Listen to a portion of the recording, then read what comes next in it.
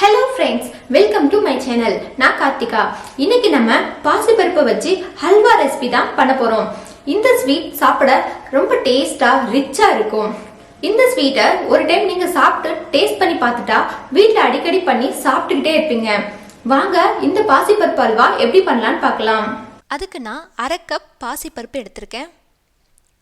நீங்கள் எந்த கப்பில் பாசிப்பருப்பு எடுக்கிறீங்களோ அதே கப்புக்கு மற்ற எல்லா பொருளும் எடுத்துக்கோங்க.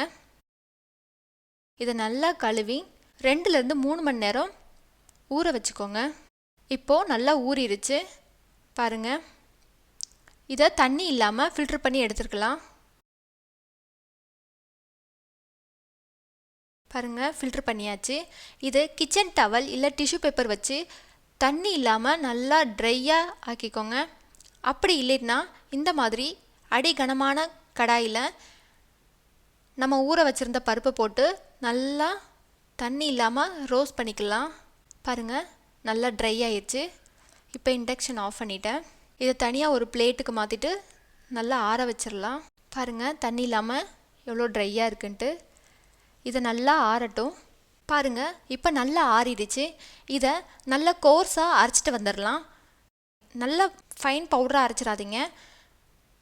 இந்த மாதிரி கோர்ஸாக அரைச்சி வச்சுக்கோங்க. அப்போ தான் சாப்பிட்றதுக்கு நல்லா இருக்கும். இப்போது நான் அரை கப் நெய் எடுத்திருக்கேன். இதில் நான் பாதி அளவு ஊற்றியிருக்கேன். ஃபஸ்ட்டு இதில் நறுக்கி வச்சுருந்த 5 பாதாம் 5 முந்திரி இதை போட்டு நல்லா ரோஸ்ட் பண்ணி எடுத்துக்கோங்க. இதை தனியாக ஒரு பிளேட்டுக்கு மாற்றி வச்சிடலாம். இப்போ இதே நெய்யில் 1 டேபிள் ஸ்பூன் ரவை எடுத்திருக்கேன், 1 டேபிள் ஸ்பூன் கடலை மாவு, இது எல்லாம் சேர்த்து நல்லா கலந்து விடுங்க. ரவையும் கடலை மாவும் நல்லா மிக்ஸ் ஆனதுக்கப்புறம் இதில் நம்ம அரைச்சி வச்சுருந்த பாசிப்பருப்பையும் இதில் சேர்த்துடலாம்.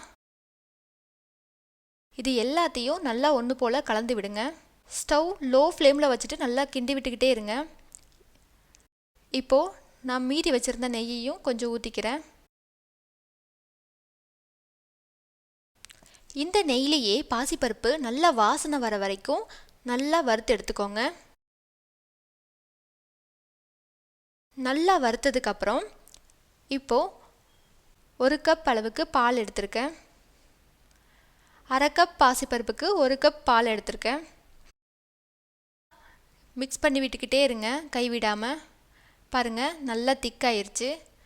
இந்த ஸ்டேஜில் அரை கப் சர்க்கரை,